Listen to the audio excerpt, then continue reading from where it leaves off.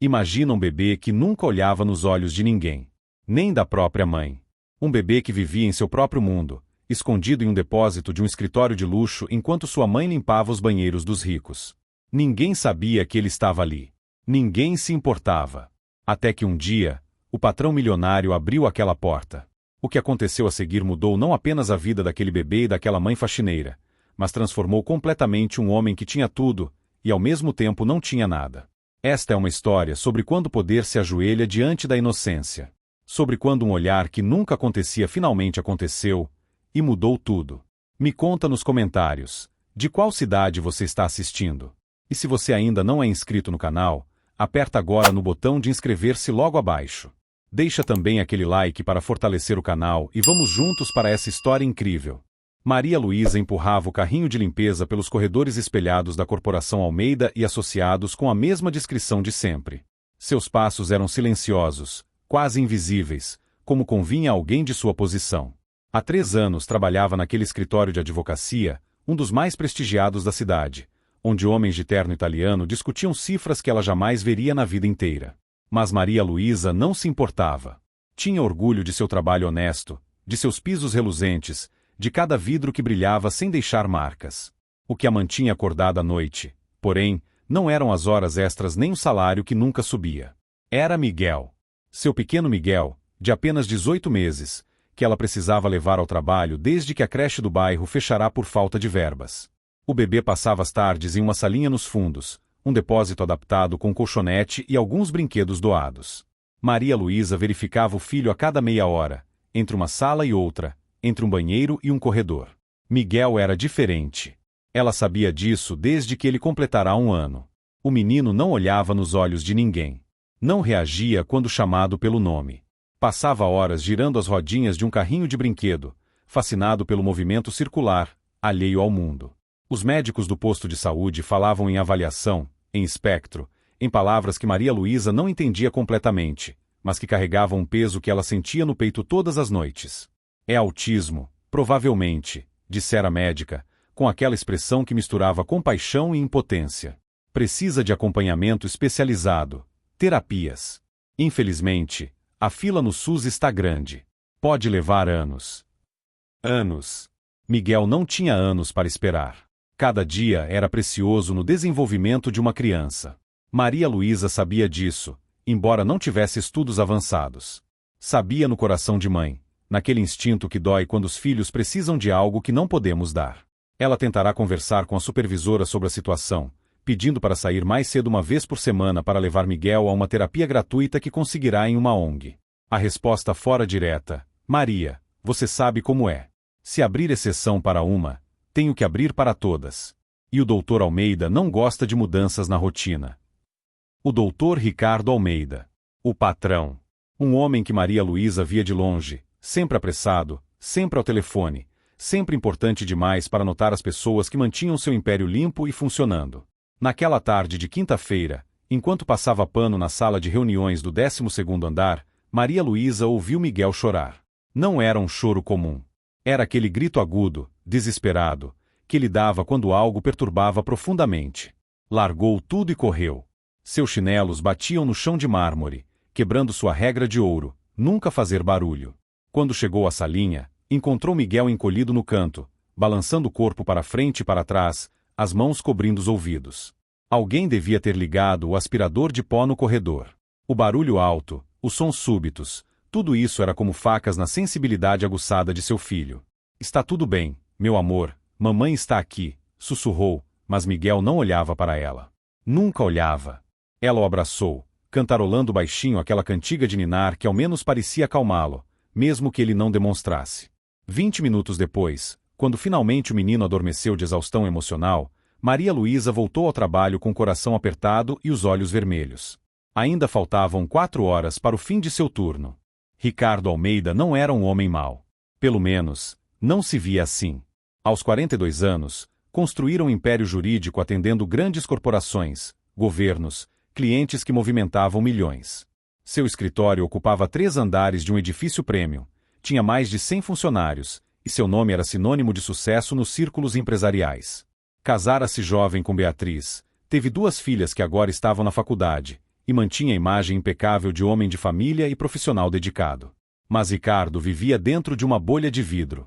Uma bolha reluzente, confortável, onde todos diziam sim, senhor, e os problemas eram sempre de outras pessoas. Ele trabalhava 15 horas por dia, viajava 2 vezes por mês, jantava em restaurantes onde uma única garrafa de vinho custava o que Maria Luísa ganhava em um mês. E nunca, nem uma única vez, parara para realmente olhar para as pessoas que limpavam seu escritório, serviam seu café, guardavam seu carro. Naquela manhã de sexta-feira, Ricardo chegou mais cedo que o habitual. Tinha uma audiência importante e precisava revisar documentos. Ao passar pelo corredor dos fundos, buscando um atalho para seu escritório, ouviu um choro. Não um choro qualquer, mas um som que o fez parar. Era agudo, desconcertante, quase animal na sua intensidade de desespero. Franzindo a testa, seguiu o som até uma porta que nunca notara antes. Abriu-a sem bater. Era um depósito convertido em algo que parecia um quarto improvisado. E lá estava ela, Maria Luísa, a faxineira cujo rosto ele talvez tivesse visto 3 ou 4 vezes em 3 anos, segurando um bebê que se debatia em seus braços. O menino estava rígido, arqueado, gritando sem parar, enquanto a mãe tentava desesperadamente acalmá-lo, sussurrando palavras suaves que pareciam não alcançá-lo. O que está acontecendo aqui? A voz de Ricardo saiu mais dura do que pretendia.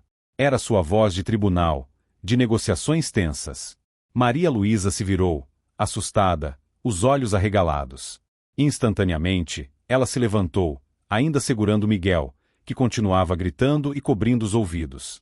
Senhor, desculpe, senhor. É meu filho. Ele não está bem. Eu já vou acalmá-lo.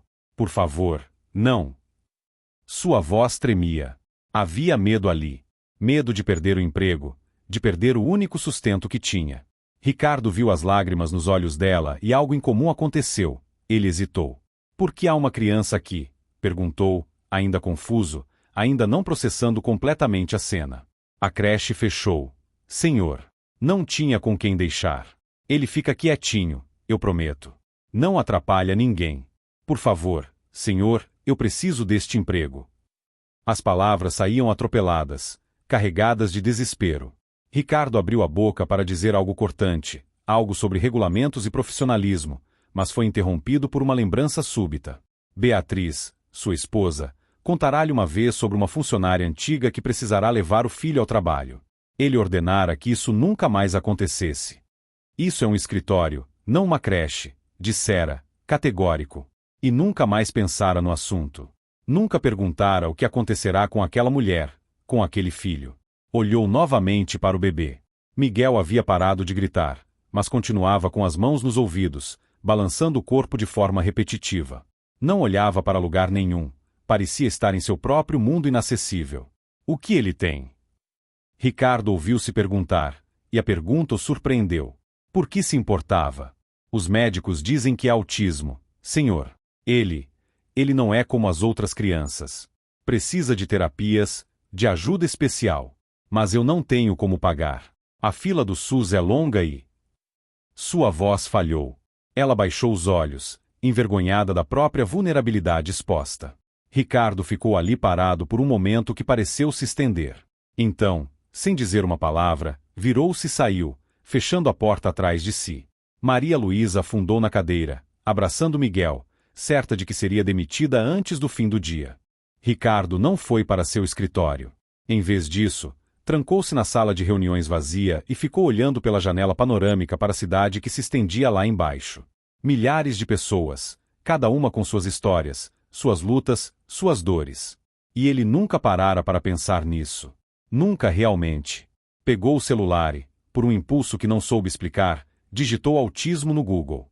Começou a ler. TEA. Transtorno do espectro autista. Dificuldades de comunicação. Sensibilidade sensorial. Necessidade de intervenção precoce. Terapias especializadas que custavam milhares de reais por mês. Famílias que se endividavam, que lutavam, que frequentemente se viam sozinhas nessa jornada. 1 hora depois, ainda estava lendo. Vídeos de crianças autistas, depoimentos de pais, informações sobre direitos e tratamentos. Algo dentro dele começou a se romper, como se a bolha de vidro em que vivia tivesse desenvolvido uma rachadura. Ele tinha 2 filhas. Saudáveis, neurotípicas, com acesso aos melhores colégios, aos melhores médicos, a tudo que o dinheiro pudesse comprar. E mesmo assim, ele mal tinha tempo para elas. Quando foi a última vez que realmente conversara com Júlia ou Isabela? Quando foi a última vez que perguntara como estavam, de verdade? Pensou em Maria Luísa. Quantas horas ela trabalhava? 8, 10? E cuidava sozinha de um filho com necessidades especiais, sem creche, sem ajuda, trazendo escondido para o trabalho porque não tinha outra opção. E ele nunca notara. Em 3 anos, nunca notara. Ricardo cancelou a audiência da manhã. Sua secretária ficou chocada. Ele nunca cancelava compromissos. Mas algo mudará. Ele precisava entender. Precisava ver. Desceu até o setor de recursos humanos e pediu o arquivo de Maria Luísa Santos. Salário mínimo. Sem faltas em 3 anos. Avaliações sempre positivas da supervisora. Endereço: um bairro na periferia que ficava 2 horas de ônibus do escritório. 2 horas. Ela viajava 4 horas por dia, com um bebê autista, para limpar os banheiros dele. Quero falar com ela, disse a supervisora de limpeza, uma mulher severa chamada Sônia. Não para demiti-la. Quero conversar. Sônia pareceu desconfiada, mas acenou. 15 minutos depois, Maria Luísa estava na sala de reuniões, de pé, desconfortável, segurando a bolsa com força contra o corpo. Miguel estava com ela, no colo, alheio a tudo. Sente-se, por favor, Ricardo disse, indicando a cadeira de couro. Maria Luísa hesitou, depois sentou-se na beirada, como se estivesse pronta para fugir a qualquer momento. Não vou demiti-la, ele começou, e viu o alívio imenso nos olhos dela. Mas preciso entender. Por que você nunca me contou sobre sua situação? Sobre seu filho? Maria Luísa olhou como se ele tivesse feito uma pergunta absurda. Senhor, com todo respeito, o senhor nunca perguntou.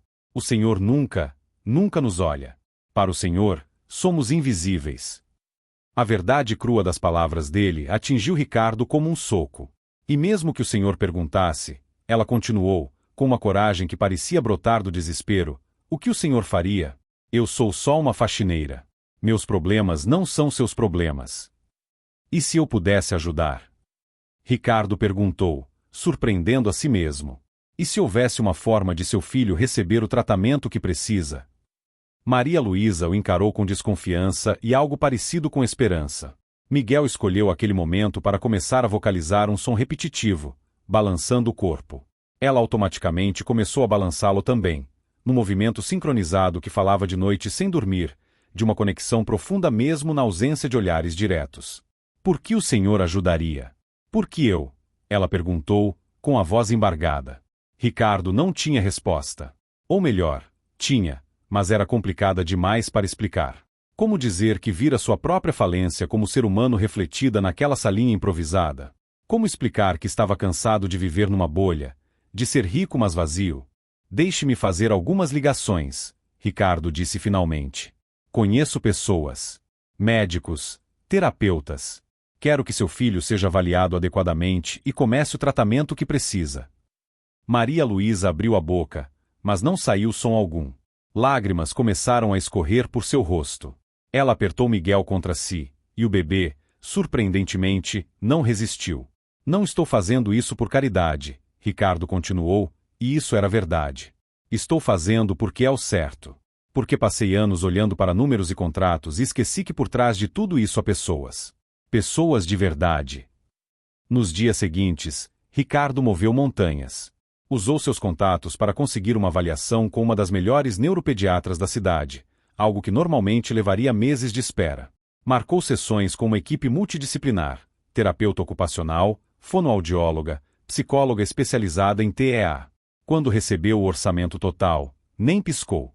Era menos do que ele gastava em um único processo corporativo. Era dinheiro. Apenas dinheiro. Mas Ricardo não parou aí. Começou a questionar outras práticas em seu escritório. Descobriu que metade da equipe de limpeza trabalhava horas extras não pagas. Que não tinham vale-transporte adequado. Que comiam marmitas frias porque não havia local apropriado para aquecê-las. Como nunca notara isso?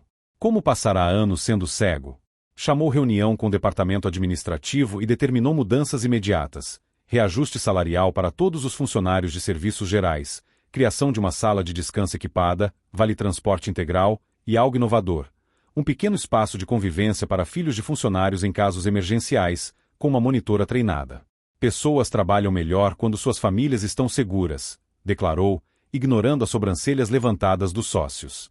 Maria Luísa começou a levar Miguel às terapias 2 vezes por semana, com dispensa remunerada do trabalho. E algo extraordinário começou a acontecer. Lentamente, muito lentamente, Miguel começou a reagir aos estímulos. Não olhava diretamente ainda, mas seu olhar começava a pousar perto dos rostos. Ele começou a responder ao próprio nome com uma pausa, uma inclinação de cabeça. Pequenos milagres que Maria Luísa relatava a Ricardo com olhos brilhantes de gratidão. Mas a transformação maior estava acontecendo com Ricardo. Ele começou a chegar mais cedo e sair mais tarde, não para trabalhar mais, mas para conversar com os funcionários. Aprendeu que Joana, da recepção, cuidava da mãe com Alzheimer. Que Paulo, do arquivo, sustentava 4 irmãos mais novos. Que cada pessoa ali tinha uma história, um universo inteiro de alegrias e dores que ele sempre ignorara. Beatriz notou a mudança no marido. Você está diferente, disse ela uma noite, durante um jantar em casa. Outro milagre, pois Ricardo começara a recusar jantares de negócios para estar com a família. Mais humano. Ele contou-lhe sobre Maria Luísa, sobre Miguel, sobre como olhar para aquele bebê que não olhava de volta havia quebrado algo dentro dele e reconstruído de uma forma melhor. Quero conhecê-los, Beatriz disse. Essa mulher e seu filho. E assim, em uma tarde de sábado, algo impensável aconteceu. Ricardo e Beatriz visitaram a casa de Maria Luísa. Era pequena, um barraco de 2 cômodos em uma comunidade humilde, mas estava impecavelmente limpa. Maria Luísa recebeu-os nervosa, sem saber como agir. Mas Beatriz, que estudará psicologia antes de se casar e abandonar a carreira, sentou-se no chão com Miguel e começou a brincar com ele do jeito certo, respeitando seu espaço, seguindo seu ritmo. E então aconteceu algo que ninguém esperava. Beatriz estava cantarolando baixinho enquanto empilhava blocos coloridos, quando Miguel, que estava a alguns metros de distância, virou-se. Não totalmente em direção a ela, mas em sua direção geral. Era um movimento pequeno, mas significativo. Ele está te ouvindo, Maria Luísa sussurrou, emocionada. Ele raramente reage a vozes desconhecidas. Naquele momento, Ricardo entendeu algo profundo. O dinheiro que estava gastando com o tratamento de Miguel era importante, sim.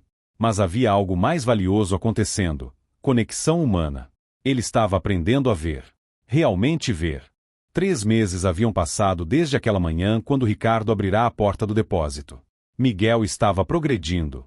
Ainda não falava, mas vocalizava mais. Suas crises sensoriais haviam diminuído graças ao trabalho da terapeuta ocupacional. Ele começara a aceitar toques de pessoas familiares. E, mais notavelmente, começara a demonstrar interesse por outras pessoas, mesmo que ainda não olhasse diretamente nos olhos. Ricardo visitava a sala de terapias às vezes, apenas para observar.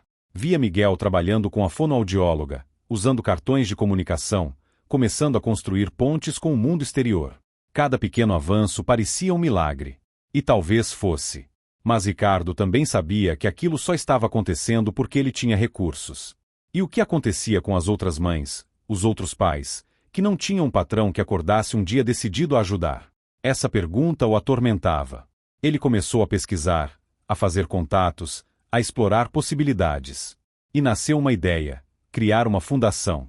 Não algo gigantesco inicialmente, mas algo real, prático. Uma fundação que pudesse oferecer diagnóstico e terapias gratuitas ou subsidiadas para crianças autistas de famílias de baixa renda. Usaria seus contatos jurídicos para navegar pela burocracia, sua rede para conseguir doações, sua experiência empresarial para torná-la sustentável. Apresentou a ideia para Maria Luísa primeiro. Quero que você faça parte disso, disse ele. Não como funcionária. Como conselheira. Você entende essas famílias porque você é uma delas. Você sabe o que precisam porque você precisou. Maria Luísa ficou sem palavras. Ela, uma faxineira com ensino fundamental incompleto, sendo convidada a participar de uma fundação? Parecia absurdo. Mas Ricardo insistiu. Seu conhecimento é tão valioso quanto meu diploma de direito. Mais valioso, talvez. A Fundação Miguel, batizada em homenagem ao menino que mudará tudo, foi oficialmente criada 6 meses depois. Ricardo investiu uma quantia significativa de seu próprio patrimônio e mobilizou empresários amigos para contribuir. Conseguiu parcerias com universidades para trazer estagiários de psicologia e fonoaudiologia. Alugou um espaço amplo e acolhedor, equipou adequadamente. No dia da inauguração, havia mais de 50 famílias na fila de inscrição. 50 histórias como a de Maria Luísa, 50 crianças como Miguel, todas esperando por uma chance. Ricardo caminhou entre elas, e pela primeira vez em sua vida, realmente olhou. Olhou para os rostos cansados, para os olhos esperançosos, para as crianças que batiam as mãos, que giravam em círculos, que não falavam, que viviam em seus próprios mundos únicos e complexos. Maria Luísa estava ao lado dele, segurando Miguel. O menino tinha agora 2 anos e meio. Ainda não falava, mas usava gestos simples. Ainda não olhava nos olhos consistentemente, mas começara a olhar para rostos. E naquele dia, algo extraordinário estava prestes a acontecer, algo que se tornaria lendário na história da Fundação. Ricardo decidirá fazer um discurso de inauguração. Subiu em um pequeno palco improvisado, pegou o microfone. Olhou para a plateia, famílias, terapeutas, voluntários, sua própria esposa e filhas que haviam se envolvido no projeto. E começou a falar, não com sua voz de tribunal, mas com sua voz de homem, de ser humano que aprenderá tarde demais a importância de ver os outros. Há 1 ano, começou, eu era um homem cego. Tinha olhos, mas não via. Tinha recursos, mas não compartilhava. Tinha sucesso, mas não tinha propósito. E então, uma criança especial entrou na minha vida. Um bebê que não olhava para ninguém me ensinou finalmente a olhar. A realmente olhar. Enquanto falava, Miguel, que estava no colo de Maria Luísa na primeira fila, começou a se agitar. Não de forma angustiada, mas de uma forma diferente, atenta. Sua cabeça virou na direção de Ricardo. As terapeutas presentes notaram e prenderam a respiração. Aquele bebê me ensinou que valor não está em quanto você ganha ou em quantos casos você vence. Ricardo continuou, sua voz começando a falhar com emoção. Valor está em como você trata aqueles que não podem te oferecer nada em troca. Valor está em ver a humanidade. E então aconteceu. Ricardo estava a meio caminho de sua frase quando viu Maria Luísa fazer um movimento súbito. Ela estava abaixando Miguel ao chão. O menino se equilibrou nas perninhas, ainda desajeitado, mas firme. E começou a caminhar. Não em direção à saída, não em círculos como costumava fazer quando estava superestimulado. Ele caminhava em direção ao palco. Em direção a Ricardo. O escritório inteiro parecia ter parado. 50 famílias, terapeutas, funcionários, todos observavam em silêncio absoluto. Maria Luísa tinha as mãos cobrindo a boca, lágrimas escorrendo pelo rosto. Miguel caminhava lentamente, com aquela determinação peculiar que crianças pequenas têm quando descobrem um objetivo. Ricardo largou o microfone e, sem pensar, desceu do palco. Ajoelhou-se no chão, ficando na altura de Miguel. O menino continuou se aproximando. 3 metros. 2 metros. 1 metro. E então parou, bem na frente de Ricardo. Por um momento, nada aconteceu. Miguel balançava levemente, suas mãozinhas abrindo e fechando, processando o momento. E então, pela primeira vez em sua vida, Miguel olhou diretamente nos olhos de alguém. Não foi um olhar longo. Foram talvez 3, 4 segundos. Mas foram 3 segundos de contato visual direto, intencional, consciente.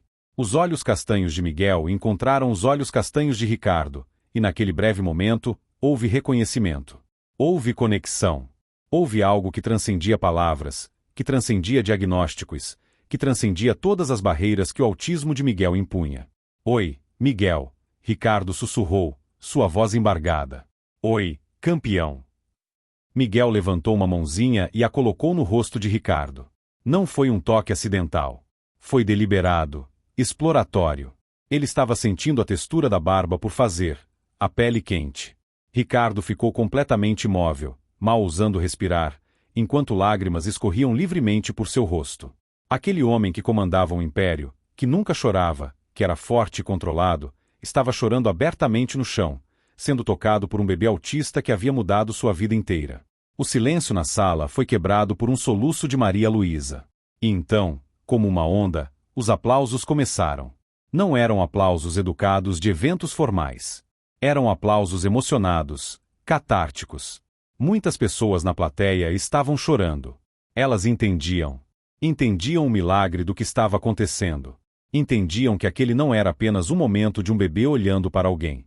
Era um momento de duas jornadas se encontrando. A jornada de Miguel saindo de seu mundo interior, e a jornada de Ricardo entrando finalmente no mundo real, onde as pessoas importavam mais que lucros. Beatriz estava chorando. Júlia e Isabela, suas filhas, que haviam sido arrastadas para o evento sem muito entusiasmo, estavam visivelmente emocionadas. Elas estavam vendo um lado do pai que nunca tinham visto, vulnerável, humano, real. Miguel retirou a mão do rosto de Ricardo e, para o assombro de todos, fez algo que sua fonoaudióloga vinha trabalhando há meses sem sucesso. Ele tentou falar. Saiu de sua boca, um som trabalhoso, imperfeito, mas inequivocamente intencional. Estava tentando dizer Ricardo. Tio? Ninguém sabia ao certo. Mas era comunicação. Era um som dirigido a alguém, com propósito. Era outra barreira sendo derrubada. Ricardo não se conteve. Abriu os braços lentamente, dando a Miguel a opção de se aproximar ou recuar. E Miguel, o bebê que não aceitava abraços de ninguém além da mãe, o bebê que se enrijecida com toque físico, inclinou-se para a frente e deixou Ricardo abraçá-lo. Foi um abraço breve, talvez 5 segundos antes que Miguel começasse a se sentir desconfortável e recuasse. Mas foi um abraço. Foi aceitação. Foi amor em sua forma mais pura. Ricardo ajudou Miguel a voltar para Maria Luísa, que pegou o filho no colo e o cobriu de beijos. Ela olhou para Ricardo com uma expressão que não precisava de palavras. Era gratidão, sim, mas era mais que isso. Era reconhecimento mútuo de que ambos haviam sido transformados por aquela jornada. Ricardo voltou ao microfone, mas não conseguiu continuar seu discurso preparado. Em vez disso, disse simplesmente: Miguel me ensinou que os maiores milagres acontecem quando nos permitimos ser vulneráveis. Quando nos ajoelhamos, literal e figurativamente, para estar no nível daqueles que mais precisam de nós. Esta fundação é para todas as Marias Luísas e todos os Miguéis que existem por aí. Para que nenhuma mãe tenha que esconder seu filho em um depósito. Para que nenhuma criança especial seja invisível. A inauguração continuou, mas aquele momento ficaria marcado para sempre. Nos anos seguintes, quando a Fundação Miguel crescesse e atendesse centenas de famílias, quando se tornasse referência nacional em tratamento acessível para autismo, as pessoas sempre contariam aquela história. A história do bebê da faxineira que não olhava para ninguém, até o patrão se ajoelhar. O impacto daquele momento reverberou muito além das paredes da fundação. A história de Ricardo e Miguel viralizou nas redes sociais, não porque alguém tenha gravado, Ricardo proibira câmeras para proteger a privacidade das crianças, mas porque as pessoas presentes contaram. E recontaram. A história foi distorcida às vezes, embelezada outras, mas sua essência permaneceu. Um homem poderoso aprenderá humildade através de uma criança especial. Ricardo começou a receber convites para palestras. No início, recusou todos. Não queria transformar a história de Miguel em espetáculo. Mas Maria Luísa o convenceu. Senhor Ricardo, disse ela, mesmo depois de tudo, ainda o chamava assim, quantos outros bebês existem por aí? Quantas outras mães? Se o senhor contar nossa história, talvez outros patrões acordem. Talvez outras empresas mudem. Não é sobre nós. É sobre todos os outros. Ela tinha razão. Ricardo começou a aceitar alguns convites seletivos. Falou em conferências empresariais sobre responsabilidade social verdadeira, não apenas marketing. Falou em eventos de recursos humanos sobre enxergar os funcionários como pessoas completas, com famílias e necessidades. Falou em simpósios sobre autismo, compartilhando a perspectiva de alguém que fora transformado pela condição. Sua firma de advocacia mudou completamente. Ele começou a aceitar casos pro bono, especialmente envolvendo direitos de pessoas com deficiência. Treinou seus advogados não apenas em leis, mas em empatia. Criou um protocolo onde todos os funcionários, independentemente do cargo, passavam um dia por mês trabalhando em funções diferentes, incluindo serviços gerais. Quero que todos sintam o que é limpar um banheiro, servir um café, explicou. Quero que todos lembrem que somos humanos primeiro, títulos depois. A Fundação Miguel cresceu exponencialmente. Empresários que ouviram a história começaram a doar. Alguns até criaram fundações similares em suas cidades.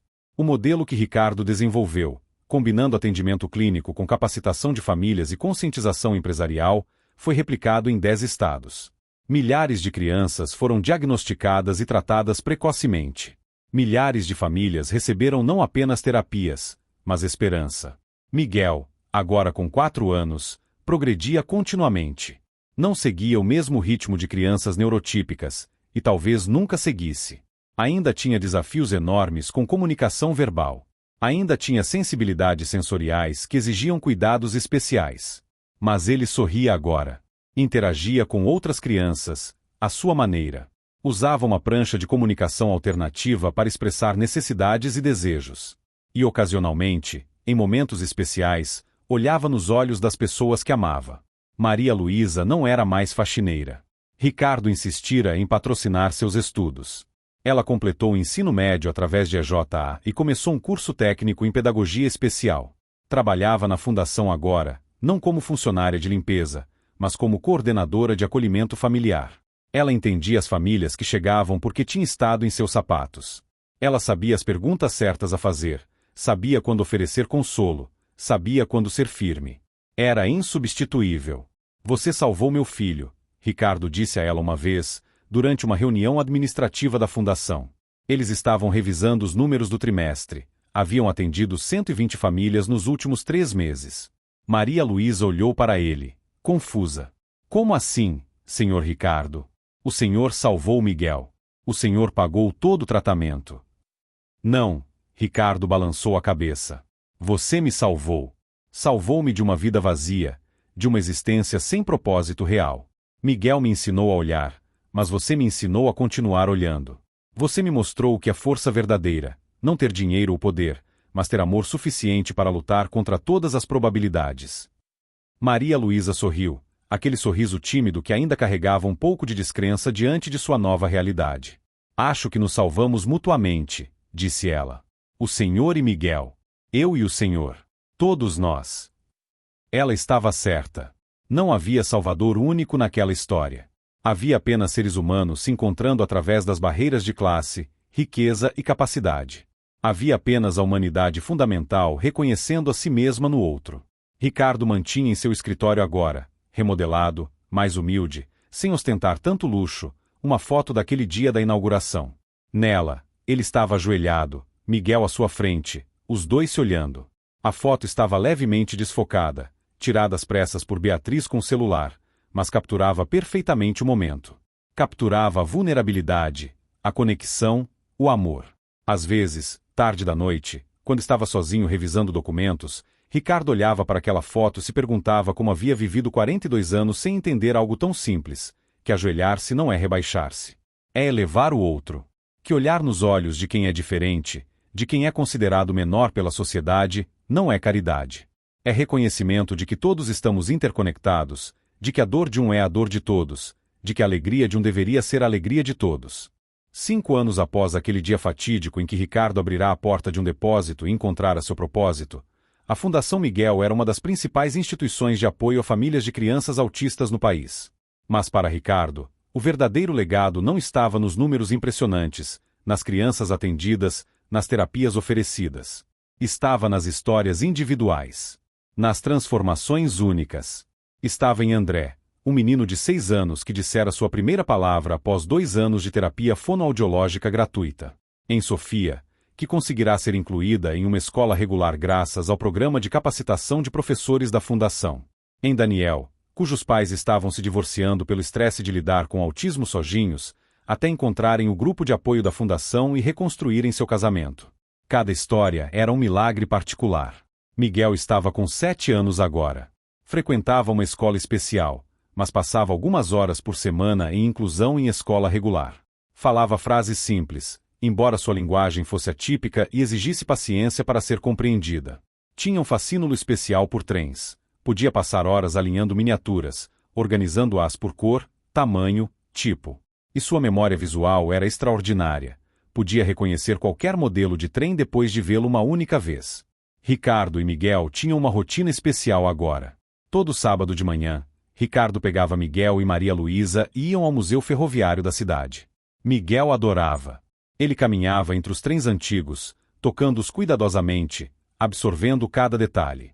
E sempre, em algum momento da visita, ele procurava por Ricardo e estendia a mão. Ricardo, dizia, sua versão de Ricardo. Vem. Nessas manhãs, aquele homem que antes era importante demais para notar as pessoas ao seu redor segurava a mão de um menino autista e deixava-se ser guiado pelo museu, ouvindo explicações entusiásticas sobre diferenças entre trens a vapor e diesel, ditas em frases fragmentadas mas cheias de paixão. E Ricardo entendia que aqueles eram seus momentos mais importantes. Mais importantes que qualquer caso jurídico, que qualquer reunião de negócios, que qualquer conquista profissional. As filhas de Ricardo, Júlia e Isabela, agora adultas, tinham escolhido carreiras influenciadas pela história de Miguel. Júlia cursava fonoaudiologia, especializando-se em comunicação alternativa. Isabela estudava direito, mas com foco em direitos humanos e inclusão. Você nos ensinou que privilégio vem com responsabilidade, Júlia disse ao pai certa vez. Que se temos mais, é para ajudar quem tem menos. Miguel nos ensinou isso. Beatriz havia se tornado presidente voluntária da fundação, usando sua formação em psicologia que abandonara 2 décadas antes. Ela organizava workshops para famílias, coordenava grupos de apoio, era a pessoa que consolava mães em lágrimas, que celebrava cada pequena vitória. O casal, que andava distante antes de Miguel entrar em suas vidas, havia se reconectado. Voltaram a ser parceiros, não apenas no casamento, mas na missão. Maria Luísa concluíra o técnico e estava cursando pedagogia especial em uma universidade, com bolsa que a própria fundação ajudara a conseguir. Ela continuava trabalhando na fundação, agora como coordenadora geral de programas familiares. Sua história inspirava todas as famílias que chegavam. Se eu consegui, ela dizia, vocês também conseguem. Não estamos sozinhos nessa jornada. Em uma tarde chuvosa de inverno, 10 anos após o encontro inicial, Ricardo estava em seu escritório quando recebeu uma ligação. Era de um empresário de São Paulo, dono de uma rede de supermercados. Doutor Ricardo, preciso contar uma coisa. Minha funcionária da limpeza mencionou que o filho tem autismo. Eu nunca tinha prestado atenção. Mas lembrei da sua história. Quero ajudar. Pode me orientar? Ricardo sorriu. Aquela era talvez a 10ª ligação assim que recebia no mês. A história de Miguel continuava se espalhando, continuava mudando mentes e corações. Claro, respondeu. Mas primeiro, deixe-me dar um conselho. Vá conversar com essa funcionária. Pergunte o nome dela. Pergunte sobre o filho. Não é sobre dar dinheiro primeiro. É sobre enxergar primeiro. É sobre se ajoelhar, literal ou figurativamente, para estar no nível deles. Houve uma pausa do outro lado. Ajoelhar? O empresário perguntou, confuso. Ricardo olhou para a foto em sua mesa, aquela foto borrada dele ajoelhado diante de Miguel, ambos se olhando. Sim, disse Ricardo. Ajoelhar. É o primeiro passo para realmente ver. E uma vez que você vê, você nunca mais volta a ser o mesmo. Aquela noite, Ricardo jantou em casa com Beatriz. Conversaram sobre o dia, sobre os planos da fundação, sobre as meninas. Era um momento ordinário, simples. Mas Ricardo sabia apreciar o ordinário agora. Havia aprendido que a vida não está nos grandes momentos espetaculares, mas nas pequenas conexões diárias. Na mão de uma criança na sua. No sorriso de gratidão de uma mãe. No olhar de reconhecimento, mesmo que breve, de um menino autista. Você acha que Miguel entende? Beatriz perguntou. Entende o quanto ele mudou nossas vidas? Quantas outras vidas ele ajudou a mudar? Ricardo pensou por um momento. Miguel não entendia conceitos abstratos bem. Ele vivia no concreto, no imediato. Mas de alguma forma inexplicável, Ricardo acreditava que sim, que havia um entendimento mais profundo. Acho que ele entende do jeito dele, respondeu. E talvez esse jeito seja mais puro que o nosso. Ele não precisa de grandes narrativas ou reconhecimento. Ele só precisa ser amado e aceito como é. E foi isso que ele nos ensinou a fazer com todos os outros. Naquela noite, antes de dormir, Ricardo fez algo que se tornará ritual. Pegou o celular e enviou uma mensagem para Maria Luísa. Como está o campeão hoje? A resposta veio minutos depois. Uma foto de Miguel dormindo, abraçado a um trem de brinquedo. E uma mensagem, tranquilo. Sonhando com locomotivas, provavelmente. Boa noite, senhor Ricardo. E obrigada. Sempre. Ricardo olhou a foto por um longo momento. Aquele bebê que não olhava para ninguém agora dormia em paz, seguro, amado, com acesso a tudo que precisava para desenvolver seu potencial único. E Ricardo, que um dia fora um homem cego dentro de uma bolha de vidro, agora enxergava claramente. Tinha levado uma criança especial para quebrar aquela bolha, para ensinar-lhe que sucesso verdadeiro não se mede em dinheiro ou poder, mas em quantas vidas você toca, quantos corações você abre, quantas pessoas você ajuda a erguer. Obrigado, Miguel, sussurrou para a foto. Obrigado por me ensinar a olhar. E em algum lugar da cidade, em uma casa simples mas confortável, um menino autista de 7 anos dormia profundamente, sem saber que era um pequeno herói. Sem saber que seu olhar, tão difícil de acontecer, tão especial quando acontecia, tinha transformado não apenas um homem, mas uma comunidade inteira. Sem saber que sua existência, sua luta diária, sua forma única de estar no mundo, tinha deixado o mundo um pouco melhor. Porque às vezes, os maiores professores vêm nos menores pacotes. Às vezes, aqueles que a sociedade considera deficientes são os únicos verdadeiramente capazes de nos ensinar o que realmente importa. E às vezes, tudo o que é preciso para mudar uma vida, ou 1000 vidas, é um homem poderoso finalmente aprendendo a se ajoelhar, e um bebê especial finalmente decidindo olhar.